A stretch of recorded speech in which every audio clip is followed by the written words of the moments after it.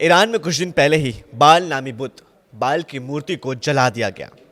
उसी के ठीक कुछ दिन बाद ही अमेरिका और इजराइल ने ईरान पर हमला कर दिया, जिसमें supreme leader Ayatollah Ali Khamenei का इंतकाल हो गया।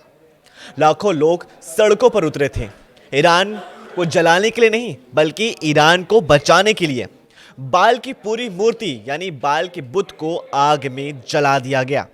साथ ही ये बाल की स्टैचू के नीचे ट्रंप और नेतन्याहू की तस्वीरें लगाई गई थी और साथ में उसको भी जला दिया गया। आज हम अपनी रिपोर्ट में यही बात करेंगे कि बाल नामी शैतान कौन है, इसकी हिस्ट्री क्या है, कौन है ये, लोग बाल की पूजा क्यों करते थे और क्या आज भी पूजा की जाती है इसकी यानी बाल की। और हम आपको वो भी बताएंगे कि आप नहीं जानते होंगे और इसके एब्स्टियंस फाइल से क्या ताल्लुक है, ये भी हम बताएंगे। तो सबसे पहले बात करते हैं, ईरान में कुछ दिन पहले ही लाखों लोग सड़कों पर उतरे थे और हाथों में झंडे को लेकर के बाल की मूर्ति के आगे खड़े हो गए थे, इकट्ठा हो गए थे और आग लगा दी थी। साथ ही अल्लाहू अकबर के नारे और या अली के नारे लगाए थे और बाल की मूर्ति को पूरी तरह से जला दिया था और अमेरिका को एक कड़ा संदेश दिया था। सुनिए ये बाइट। ईरान की ताकत इसके मिसाइलों, फौज या मादी वसाइल में नहीं है, बल्कि आवाम के दिलों में है। वो आवाम जो हर मुश्किल में हुकूमत के साथ खड़े होकर ऐलान करती है कि इंकलाब हमारा है, हम इसके मुहाफिज हैं और कोई ताकत हमें झुका नहीं सकती। ईरान के लोगों ने जिस शैतान को जलाया उसका नाम है बाल। ये करीब 4000 साल पुराना कनेक्शन है। ये बता देते हैं कि आपको कि बाल जो अल्फाज है इसका मतलब होता है आका, मालिक, हिंदी में बोले तो स्वामी या प्रभु।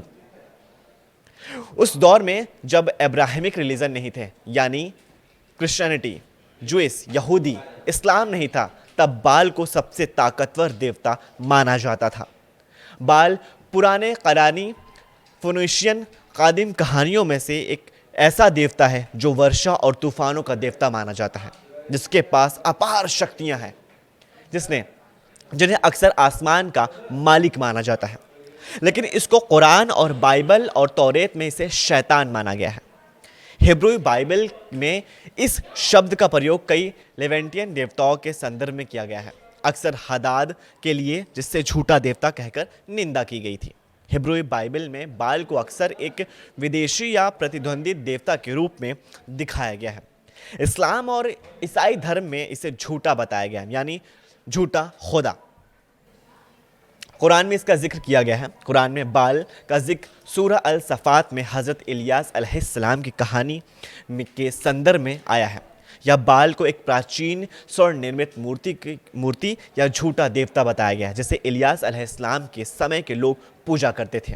कुरान के अनुसार हज़रत इलियास अलैहिस्सलाम ने अपनी कौम को संबोधित करते हुए कहा कि क्या तुम बाल को पुकारते हो और असली खुदा को छोड़ देते हो।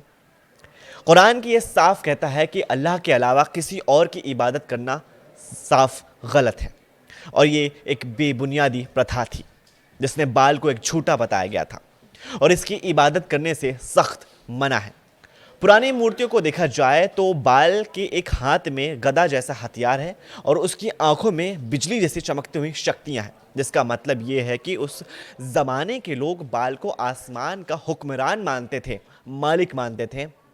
कुछ दिन पहले ही एप्स्टियन फाइल खुली जिसमें इसी बाल की तस्वीरें सामने आईं।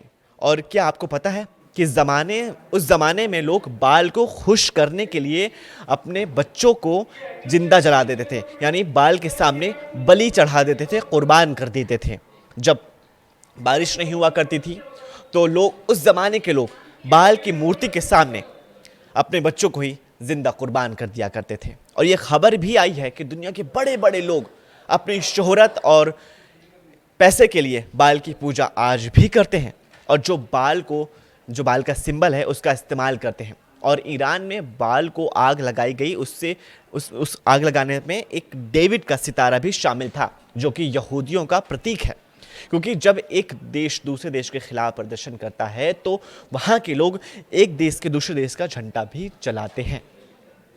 इस वीडियो को ज़्यादा से ज़्यादा लाइक कीजिए और फैमिली और व्हाट्सएप ग्रुप में इसे शेयर कीजिए और नीचे दिए गए कमेंट्स में हमें अपनी राय ये शेयर कीजिए कि क्या आपको ये बाल नामक शैतान के बारे में क्या पहले से पता था।